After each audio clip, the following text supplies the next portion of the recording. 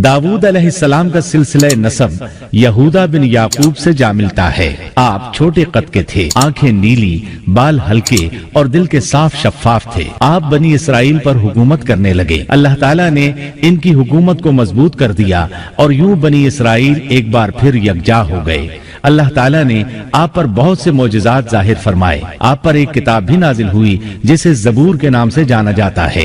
अल्लाह ताला सूरतुन निसा आयत 163 में फरमाते हैं, हमने दाऊद को ज़बूर अता फरमाई। आप तमाम इंसानों से ज्यादा खूबसूरत आवाज वाले थे। सही बुखारी की एक हदीस में है कि एक मर्तबा रसूलुल्लाह सल्लल्लाहु अलैहि वसल्लम ने अबू मूसा अशअरी रजी अल्लाह अन्हु को कुरान मजीद की तिलावत करते सुना। उनकी आवाज बहुत खूबसूरत थी। आप उनकी क़िरात तवज्जुह से सुनने लगे।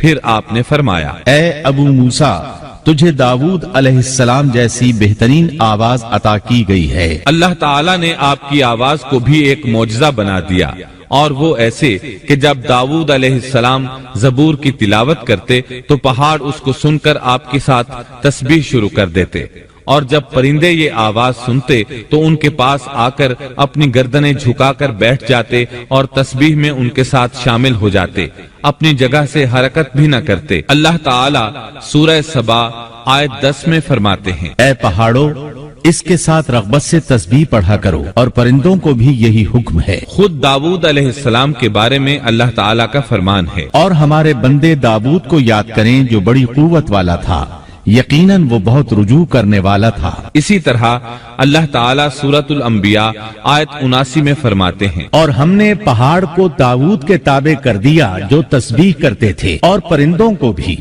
और हम ही ये सब कुछ करने वाले थे। इसी तरह सूरह स्वाद आयत 18 और 19 में अल्लाह ताला फरमाते हैं, यकीनन हमने पहाड़ों को उसके ताबे कर रखा था कि उसके साथ शाम को और सुबह को तस्बीह खानी करें, और परिंदे भी सब के सब उनके ताबे रहते थे। ये दाऊद अलैहिस्सलाम के मोजज़ात थे। अल्लाह ताला ने और भी कई मोजज़ात से उन्हें नवाजा था। अल्लाह ने आपके लिए लोहे को नर्म फरमा दिया था। आप लोहे से इस तरह चीजें बना लेते थे जिस तरह लोग गारे और मिट्टी से बना लेते हैं। आप लोहे से जिरहें बनाते थे। नूह अलैहिस्सलाम से पहले भी जिरहें होती थीं, लेकिन वो तख्तियों की मानंद होती थीं। उनको सीने और कमर की तरफ लटका लिया जाता था, लेकिन उनका बोझ बहुत होता था। आपने लोहे की कड़ियां और दायरे बनाकर उनको खास अंदाज में जोड़ जोड़ कर जिरहें तैयार की। ये बहुत हल्का लिबास था और पूरे जिस्म को दुश्मन के वार से महफूज रखता था।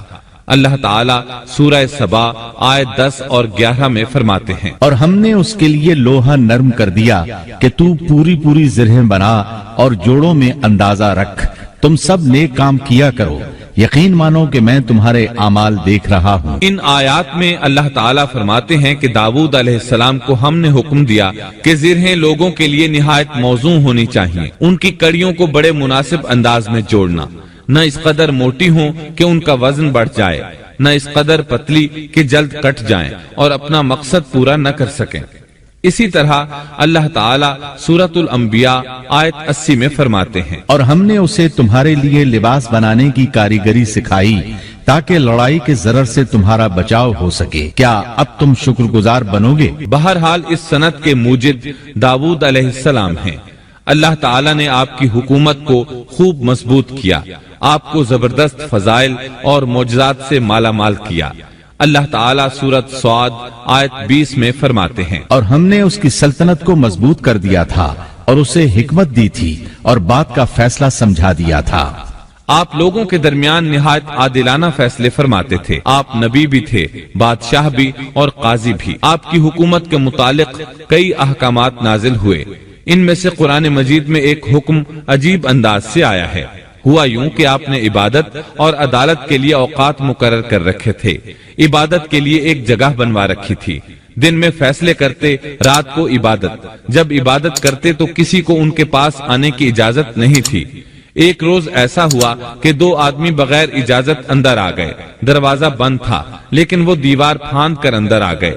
आप डर गए कि कहीं हमला आवर न हो। अल्लाह ताला सूरत स्वाद आयत 21 और 22 में फरमाते हैं, और क्या तुझे झगड़ा करने वालों की भी खबर मिली जबकि वो दीवार फांद कर मेहराब में आ गए?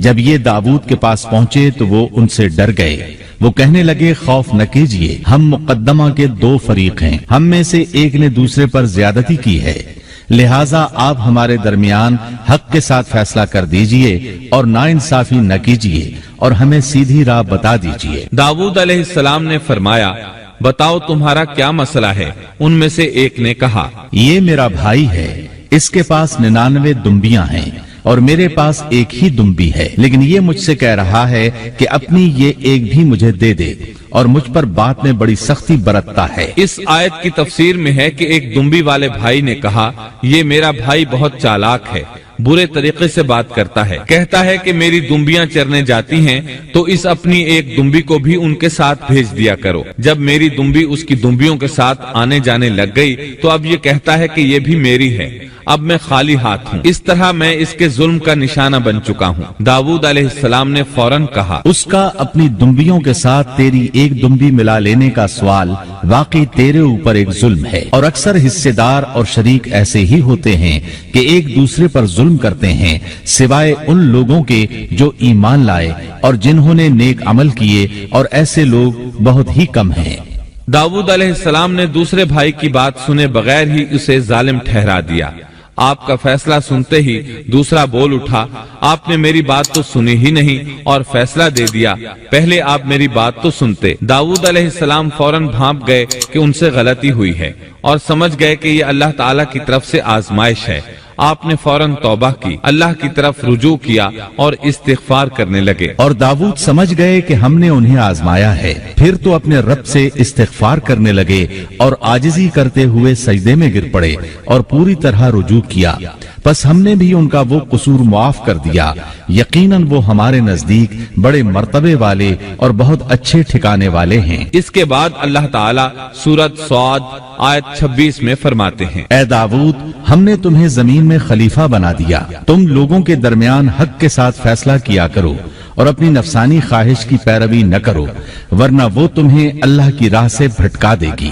یقیناً جو لوگ اللہ کی راہ سے بھٹک جاتے ہیں ان کے لیے سخت عذاب ہے، اس لیے کہ انہوں نے حساب کے دن کو بھلا دیا ہے۔ اس طرح داؤد علیہ السلام اللہ تعالیٰ کے اس فرمان کے مطابق فیصلے کرنے لگے۔ اللہ کے ہاں ان کا احترام اور اکرام اور بڑھ گیا۔ آپ کثرت سے روزے رکھتے اور خوب عبادت کرتے۔ آپ اس وقت تمام انسانوں سے بڑھ کر اللہ کی عبادت کرنے والے تھے۔ امام بخاری نے ایک حدیث نقل کی ہے جس کے الفاظ کچھ اس طرح ہیں، اللہ تعالیٰ کے نزدیک سب سے محبوب نماز داؤد علیہ السلام کی نماز ہے، اور اللہ تعالیٰ کی طرف سب سے محبوب روزہ داؤد علیہ السلام کا روزہ ہے۔ وہ رات کا آدھا حصہ نیند فرماتے، اس کے بعد تہائی رات قیام کرتے اور رات کے چھٹے حصے میں سو جاتے تھے۔ ایک دن روزہ رکھتے اور ایک دن روزہ چھوڑ دیتے تھے۔ لڑائی میں جب دشمن سے مقابلہ ہوتا تو بھاگتے نہیں تھے۔ اس حدیث میں نفل نماز یعنی نماز تہجد اور نفلی روزے کا ذکر ہوا ہے۔ بہرحال یہ وہ صفات ہیں جو داؤد علیہ السلام کے بارے میں حدیث رسول میں آئی ہیں۔ اللہ تعالیٰ نے سورہ سبا آیت 13 میں ان کی تعریف کرتے ہوئے ان کی آل کو اللہ کا شکر ادا کرنے کا حکم دیا۔ اے آل داؤد، اس انعام کے شکریہ میں نیک عمل کرو۔ داؤد علیہ السلام کی ایک صفت یہ تھی کہ آپ بہت شکر گزار تھے، اور ایسے لوگ کم ہی ہوتے ہیں، جیسا کہ سورہ سبا آیت 13 میں اللہ تعالیٰ فرماتے ہیں، اور میرے بندوں میں سے شکر گزار بندے کم ہی ہوتے ہیں۔ داؤد علیہ السلام میں جیسے دیگر بہت سی خوبیاں تھیں، وہاں ایک بہت عظیم خوبی یہ بھی تھی کہ وہ ایک بادشاہ ہونے کے باوجود ایک درہم بھی سلطنت کے بیت المال سے نہیں لیتے تھے۔ اپنا اور اپنے اہل و عیال کا بوجھ خود اٹھاتے تھے اور اپنی محنت اور ہاتھ کی کمائی سے حلال روزی حاصل کر کے اپنے اہل و عیال کو کھلاتے تھے۔ داؤد علیہ السلام کی اس عظیم صفت کو نبی کریم صلی اللہ علیہ وسلم نے یوں بیان کیا ہے، صحیح بخاری میں ہے، کسی انسان نے اس شخص سے بہتر روزی نہیں کھائی جو خود اپنے ہاتھ سے کما کر کھاتا ہے۔ اللہ کے نبی داؤد علیہ السلام بھی اپنے ہاتھ سے کام کر کے روزی کھایا کرتے تھے۔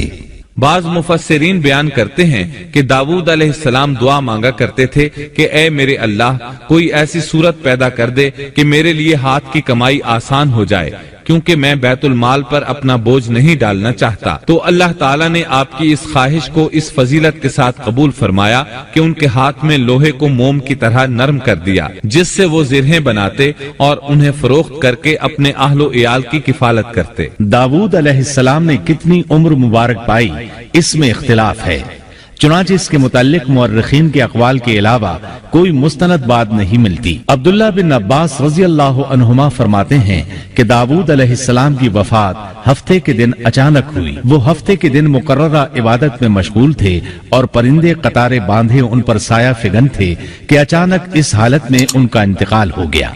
اس کے بعد آپ کے فرزند ارجمند نے امور سلطنت کو سنبھال لیا۔ یہ سلیمان علیہ السلام تھے۔